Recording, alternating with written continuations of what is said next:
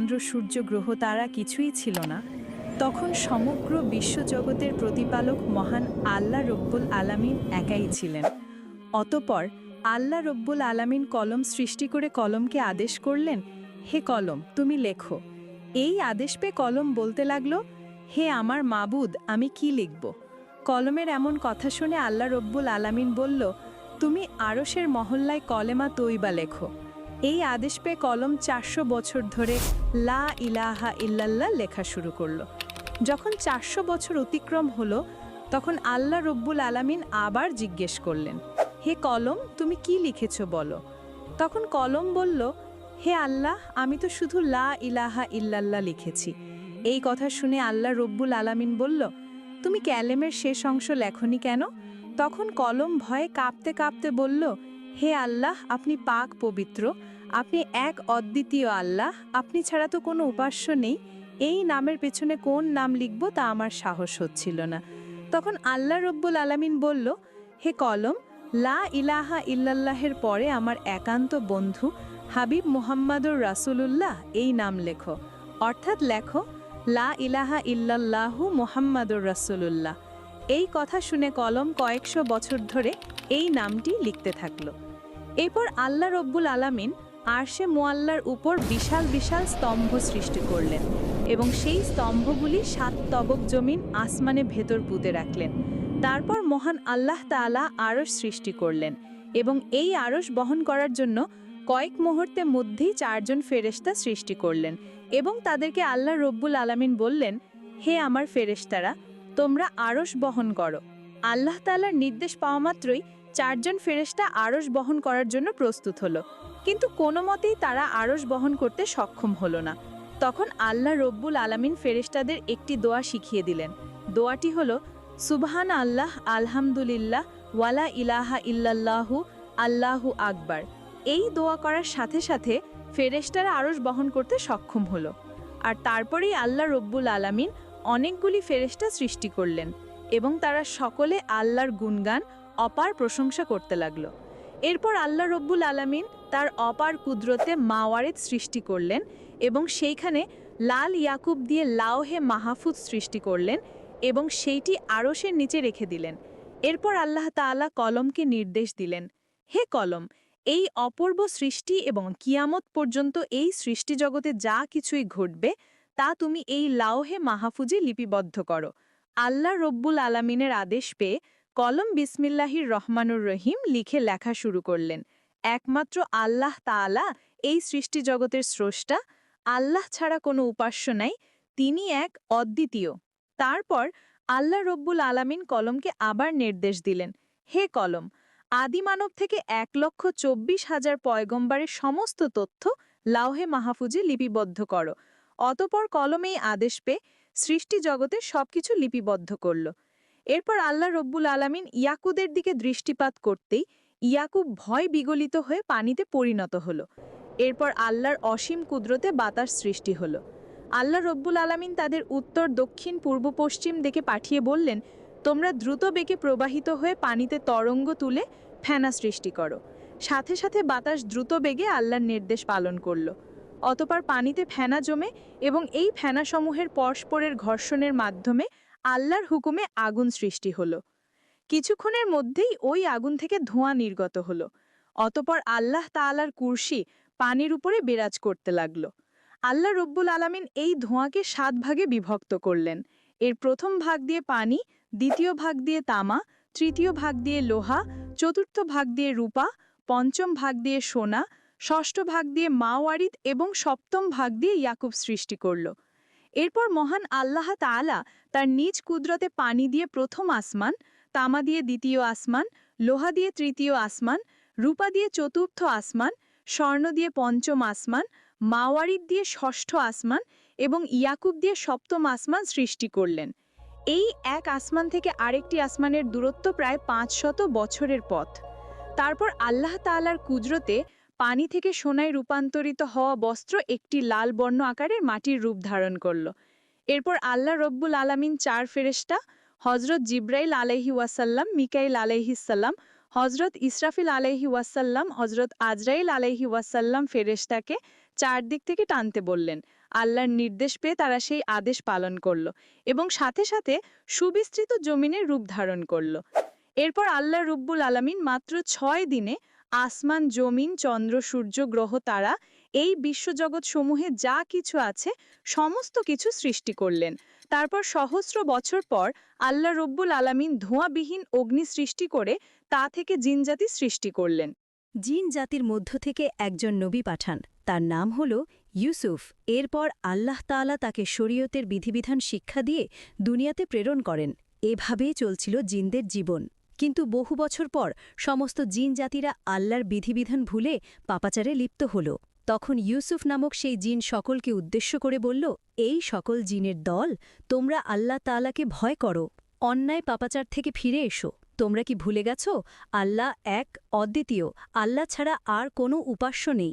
অতএব তোমরা তাওবা করে সৎপথে ফিরে এসো, আল্লাহর বিধিবিধান মেনে চলো। কিন্তু এই সকল জিনেদের দল তার কথা শুনল না। তারা সকলেই মিলে তাকে হত্যা করল। এদিকে সকল ফেরেশতারা বলতে লাগল, হে আল্লাহ, জিনেদের দল দুনিয়াতে পাপাচারে লিপ্ত হয়ে ফ্যাসাদ সৃষ্টি করছে এবং হত্যা করছে। Here's a look at my week on Facebook gaming. Monday morning, I play puzzle games. On Tuesday, I choose racing games. Friday evening, I use groups to হত্যা করছে। আল্লাহ রাব্বুল আলামিন তো মেহেরবান, অসীম দয়ালু, তার দয়া সীমাহীন। ফেরেশতাদের এই কথা শোনার পর তিনি জিনদেরকে শাস্তি না দিয়ে পুনরায় একজন পয়গম্বর পাঠালেন, কিন্তু তিনি হেদায়েত দিতে পারলেন না। মাত্র কয়েকজন জিন তার হেদায়েত গ্রহণ করে সৎপথে ফিরে আসল, আর বাকি সকলেই পথভ্রষ্ট হয়ে গেল। এভাবে প্রায় ৩৬,০০০ বছর সময়ের মধ্যে জিন জাতিরা অনেক সংখ্যক পয়গম্বরকে হত্যা করে ফেলল। অতপর আল্লাহ রাব্বুল আলামিন ফেরেশতাদের বলল, তোমরা যাও, যারা পাপাচারে লিপ্ত তাদেরকে শাস্তি প্রদান করো। আল্লাহ রাব্বুল আলামিনের কথা শুনে ফেরেশতারা কোটি কোটি জিনদেরকে শাস্তি প্রদান করল। কেবলমাত্র যে কয়জন ঈমানদার জিন পাপী জিনদের ভয়ে বনে, জঙ্গলে, পাহাড়ে, পর্বতে, গুহায় বসে আল্লাহর ইবাদতে মগ্ন ছিল, তারাই ফেরেশতাদের হাত থেকে রক্ষা পেল। ওই সময় ফেরেশতারা লক্ষ্য করে দেখলে একটি কম বয়স্ক জিন দাঁড়িয়ে আছে, তার নাম ইবলিস। তাকে দেখে ফেরেশতাদের মনে দয়া মায়ার উদয় হল। তারা বলল, হে আমার মাবুদ, এই বালক জিনটি অসহায়, এই বাচ্চা জিনটিকে দেখে আমাদের অনেক মায়া লাগছে, আমরা কি ওকে নিয়ে আসমানে লালন পালন করব? ফেরেশতাদের অনুরোধে আল্লাহ রাব্বুল আলামিন তাকে আসমানে নিয়ে আসতে অনুমতি দিলেন। ইবলিস ছিল তীক্ষ্ণ স্মৃতিশক্তি সম্পন্ন। সে একবার যা শুনত চিরদিনের জন্য তা মনে রাখত। আবার যে সকল জিন ধ্বংস হয়েছিল সেই সকল জিনের বংশ দ্বারা আবার পৃথিবীতে জিনজাতি পরিপূর্ণ হয়ে গেল। এদিকে ফেরেশতারা ইবলিসকে প্রথম আসমানে নিয়ে আসল। এখানে এসে ফেরেশতারা আল্লাহ ইবাদত বান্দেগী সম্পূর্ণ নিয়ম শিখিয়ে দিল। অল্প সময়ের মধ্যেই ইবলিস সকল শিক্ষা শিখে নিল এবং দীর্ঘ ১,০০০ বছর আল্লাহর ইবাদত করল। ইবলিসের আল্লাহর প্রতি ইবাদতের একাগ্রতা দেখে ফেরেশতারা আল্লাহ রাব্বুল আলামিনকে বলতে লাগল, আমরা কেবলমাত্র আল্লাহর ইবাদতের জন্যই সৃষ্টি হয়েছি, একমাত্র ইবাদতই আমাদের শিক্ষা। কিন্তু কি আশ্চর্য, ইবলিস আমাদের কাছ থেকে ইবাদত করার নিয়ম কারণ শিখে সে এমনভাবে ইবাদত করছে, তার তুলনায় আমরা কিছুই না। ফেরেশতাদের মধ্যে এমন ইবাদত কাউকে আমরা করতে দেখিনি। এখন ইবলিসের কাছ থেকে আমাদের অনেক কিছু শেখার আছে। ইবলিসের ইবাদতের কারণে ফেরেশতারা এত খুশি হল যে তাকে প্রথম আসমান থেকে ১,০০০ বছর পর দ্বিতীয় আসমানে নিয়ে গেল। দ্বিতীয় আসমানে এসে তার চেয়েও বেশি ইবাদতে মশগুল হল। আসমানে ফেরেশতারা এটা দেখে চারিদিক থেকে ধন্য ধন্য করতে লাগল। ফেরেশতারা তার প্রশংসা করতে লাগল। তারা ইবলিসের নাম রাখল আবেদ। ১,০০০ বছর আল্লাহর ইবাদত করার পর ফেরেশতারা তাকে দ্বিতীয় আসমান থেকে তৃতীয় আসমানে নিয়ে আসলো। সেখানে এসে ইবলিস পরম মনোযোগের সাথে আল্লাহর ইবাদতে লিপ্ত হল। এবার ফেরেশতারা ইবলিসের ইবাদতে মুগ্ধ হয়ে তার নাম রাখল অলি। প্রত্যেক আসমানেই ইবলিস ১,০০০ বছর আল্লাহর ইবাদত করল। সপ্তম আসমানের উপরে এসে পরম সুখের সাথে আল্লাহর ইবাদত করতে লাগল। ইবলিস সর্ববিষয়ে অনেক জ্ঞান ও অভিজ্ঞতা অর্জন করল। তখন ফেরেশতারা আল্লাহর দরবারে দোয়া করে বলল, হে আমার রব, হে আমার আল্লাহ, তুমি তোমার প্রিয় ইবলিসকে যদি আরশে মহল্লায় নিতে তাহলে আমরা তার কাছ থেকে অনেক কিছু শিখতে পারতাম। সে আমাদের অপেক্ষায় অনেক বেশি জ্ঞান অর্জন করেছে। অতপর মহান আল্লাহ তাআলা ফেরেশতাদের এই আবেদন মঞ্জুর করলেন। এরপর ইবলিসকে আরশে মহল্লা কাছে নিয়ে আসলো। সেইখানে এসে ইবলিস এত ইয়াকুদ নিমজ্জিত একটি সুন্দর সিংহাসনে বসে আল্লাহর ইবাদত করতে লাগলেন। ফেরেশতারা ইবলিসকে তাদের শিক্ষক হিসেবে মেনে নিল। এদিকে পৃথিবীতে যেসব জিনের দল অবশিষ্ট ছিল তারা আবারও ভীষণ পাপাচারে লিপ্ত হয়ে উঠল। অতপর আল্লাহ তাআলা ইবলিসকে লক্ষ্য করে বলল, হে ইবলিস, আমি তোমার ইবাদত বান্দেকি দেখে অনেক সন্তুষ্ট হয়েছি। এবার তুমি দুনিয়াতে গিয়ে অবাধ্য জিনদেরকে পথ প্রদর্শন করো। ইবলিস বলল, হে আল্লাহ, আপনার নির্দেশ আমি অবশ্যই পালন করব। কিন্তু হে আমার মাবুদ, তুমি আমাকে এমন এক ক্ষমতা দাও যেন আমি সারা দিন জিনদেরকে শিক্ষাদান দেওয়ার পর আবার যেন সন্ধ্যায় এখানে ফিরে আসতে পারি। এবং আপনার ইবাদতে মুশগুল হতে পারি। আল্লাহ রব্বুল আলামিন ইবলিশের এই আবেদন মঞ্জুর করলেন।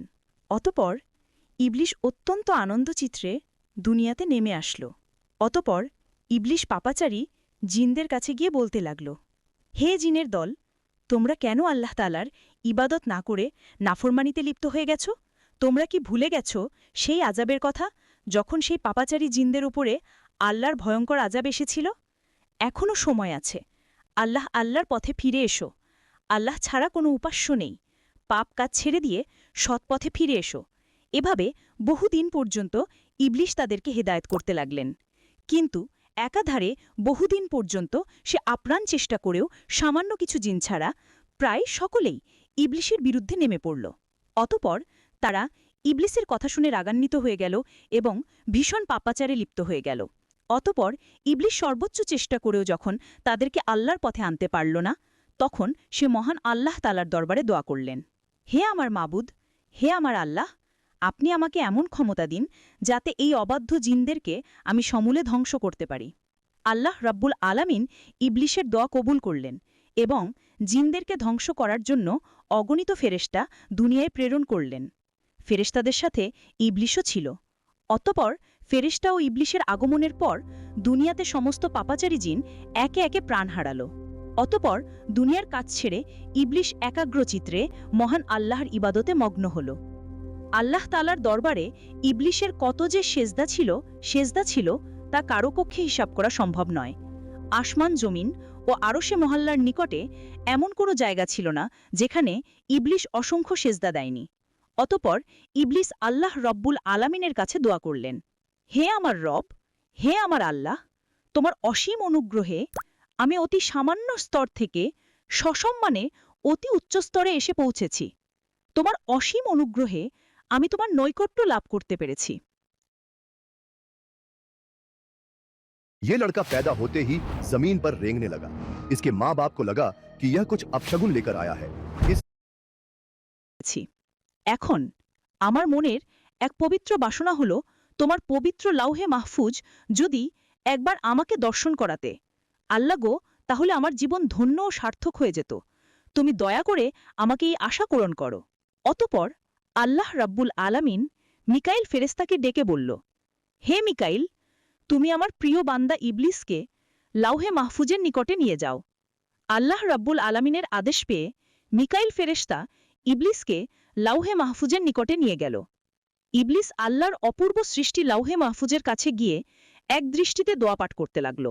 হঠাৎ করে এক স্থানে তার চোখ পড়ল, আর সেখানে লেখা আছে আল্লাহর এক বান্দা 6 লক্ষ বছর পর্যন্ত আল্লাহর ইবাদত করবে, কিন্তু মহান আল্লাহ রাব্বুল আলামিনের একটি আদেশ অমান্য করায় সে জান্নাত থেকে বিতাড়িত হবে, আর সেই বান্দা আসমান ও জমিনে অভিশপ্ত নামে পরিচিত হবে। এটা দেখার পর ইবলিশ কেঁদে পড়ল এবং সেজদায় লুটিয়ে পড়ল। তাফসিরকারকদের মতে ইবলিশ সেই সেজদা 6000 বছর পর্যন্ত অতিবাহিত করেছিল। 6000 বছর পর ইবলিশ মাথা তুলে দেখতে পেল তার সেজদার মাথায় লেখা রয়েছে, ইবলিশের ওপর আল্লাহর অভিশাপ বর্ষিত হোক। এটা দেখে ইবলিশ আল্লাহ দরবারে দোয়া করল, হে আমার মাবুদ, এই ইবলিস আবার কে? আপনি আমাকে বলুন, আমি তাকে যথাযথ শিক্ষাদান করি। তার জবাবে মহান আল্লাহ তাআলা বললেন, অচিরেই তুমি তাকে দেখতে পাবে। এটা শোনার পর ইবলিস সেইখানে দাঁড়িয়ে 1000 বছর পর্যন্ত পাঠ করল, ইবলিসের উপর আল্লাহ লানত বর্ষিত হোক। এটা উল্লেখ করা প্রয়োজন, তখন ইবলিস এই নামে পরিচিত হয়নি। এরপর আল্লাহ রাব্বুল আলামিন ইবলিশকে বলল, হে ইবলিশ, তুমি বলো তো, আমার যে বান্দা অসীম অনুগ্রহ লাভ করার পরেও আমার হুকুম অমান্য করবে, তার কেমন শাস্তি হওয়া উচিত? ইবলিশ বলল, হে আমার রব, মহান আল্লাহ রাব্বুল আলামিন এমন অকৃতজ্ঞ ব্যক্তির কঠিন শাস্তি ও অভিশাপ বর্ষিত হওয়া উচিত। মহান আল্লাহ রাব্বুল আলামিন বললেন, তোমার এই কথাটা এক টুকরো কাগজে লিখে তোমার কাছেই রেখে দাও, পরে তা কাজে আসতে পারে। প্রিয় বন্ধুরা, কেমন লাগলো আজকের এই ভিডিওটি? যদি দ্বিতীয় পর্ব দেখতে চান তাহলে কমেন্টে বলুন, আর সাবস্ক্রাইব করে পাশে থাকুন পরবর্তী দ্বিতীয় পর্ব সবার আগে পাওয়ার জন্য। আজকের মতো এখানে বিদায় নিচ্ছি। পরবর্তীতে আবার আরেকটি নতুন ভিডিও নিয়ে তোমাদের মাঝে হাজির হব। ততক্ষণ আল্লাহ হাফিজ। আসসালামু আলাইকুম ওয়া রাহমাতুল্লাহি ওয়া বারাকাতুহু।